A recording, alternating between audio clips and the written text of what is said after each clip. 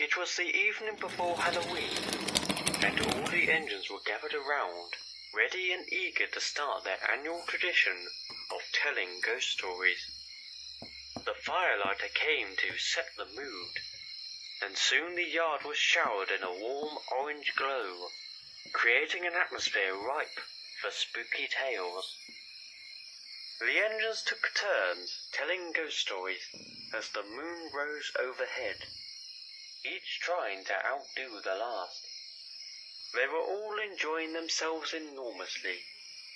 Even the big engines, who normally didn't have much patience for silly stories, beamed and laughed as Thomas and Percy imitated a ghost haunting an old mansion. Finally, it was Henry's turn to tell a story. He hesitated for a moment, and curiously looked over to Gordon and Edward, who appeared cautious at first, but then beckoned Henry on. "Tell it," whispered Gordon. "Go on, it won't hurt." "I don't know if I should," he whispered back.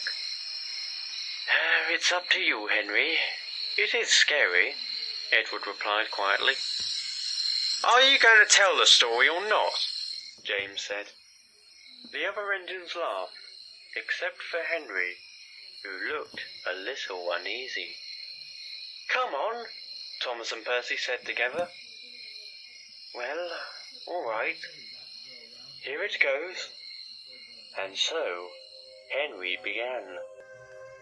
Many years ago, there was an engine who worked on a faraway railway. He was never given a name, or I should say, never lived long enough to be given a name. Henry paused impressively. "You see," he continued, "all engines, when they are built, are friendly and hard-working. But once in a while, engines come out bad. And I'm sorry to say that this engine came out very bad indeed. No one knows how he did, or what led him to do the things he did. But he left the path of destruction that haunts his controller to this very day." Thomas and Percy looked wide-eyed at each other. The engine thought himself to be a premier engine from a famous lineage, but he was actually an experimental engine, using only parts of others. The parts didn't fit together very well, and made him very mean-spirited and somewhat unhinged. He was painted blue, but probably should have been painted black. It was not uncommon for the engine to insult the others and resort to light sabotage, such as bumping them without warning and misplacing trains over small petty squabbles. He was also easy to anger, and fits of rage, taking it out on the truck, and sometimes engines smaller than he was. One day he got enough of one of these small engines and pushed him to the edge of the turntable well, threatening to knock him in if he didn't cater to his every whim. Edward suddenly gulped, as if a bad memory had flashed across his mind.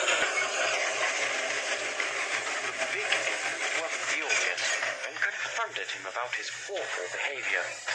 "Stop bullying engines smaller than you," they said, but he wouldn't listen. He continued to play his frightful tricks, threatened that if the big engines ever told the controller about it, he'd make them pay. The two big engines, thoroughly fed up, got up very early one morning and met the controller at the station. They told him all about what the engine had done, but the controller's hands were tied since the engine was on loan. "I can't do anything but put in a report to the engine's company," said Henry, mimicking the fictional controller. "What happened then?" asked Toby. Well, one of the big engines left to take a train, and the other remained at the station, trying desperately to place their case. It is said that the bad engine was passing through the yard at the time and saw the big engine. Needless to say, he was immediately suspicious. He confronted the big engine in the yard and said, "I told you not to tell anyone. You'll get yours."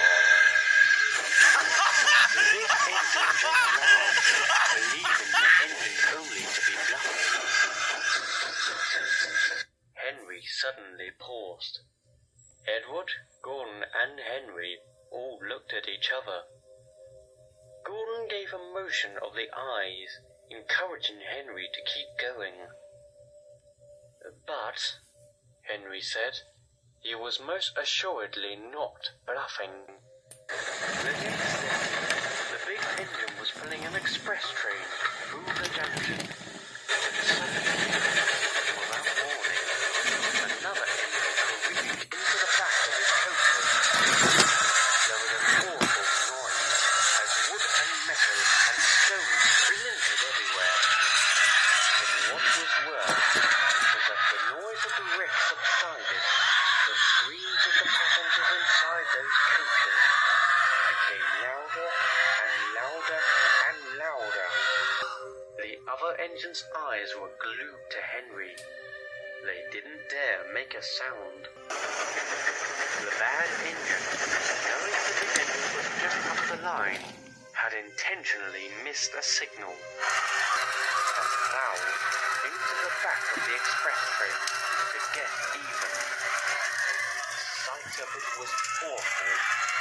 The 3 rear coaches were smashed to smithereens, and everyone inside those coaches. Henry gulped. Everyone inside those 3 coaches perished. The other engines gasped. The big engine screamed, "You killed my passengers! You killed my passengers!" But the bad engine didn't care. He just laughed. The controller came and, seeing the mess, sent the engine for scrap. If the controller had only listened to the big engine, the lives of those in the coaches might have been saved. So that is the moral of this story. Stand up to evil and fight until the very end, or the evil might just turn you into ghost. Henry gave a loud whistle, making everyone jump. "Wow, Henry," James laughed. "That was a twisted story." "I might have to keep the light on tonight," said Percy, and everyone laughed. Soon, the engines began to leave the yard to get a good night's rest. Gordon, Henry, and Edward, however, stayed behind.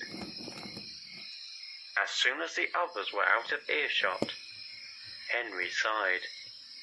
He looked very ill. Gordon smiled sympathetically. "A fine performance, Henry, though I know that's not an easy story for you to tell." "Do you think they knew who we were talking about?" said Edward. "The only one who might have known was Thomas, but he was too young at the time to remember," added Gordon. "You think 98462 was actually scrapped?" asked Henry. But Gordon and Edward didn't answer right away. The 3 looked up at the moon, feeling uncertain, but hopeful that the bad engine wouldn't come back to haunt them again.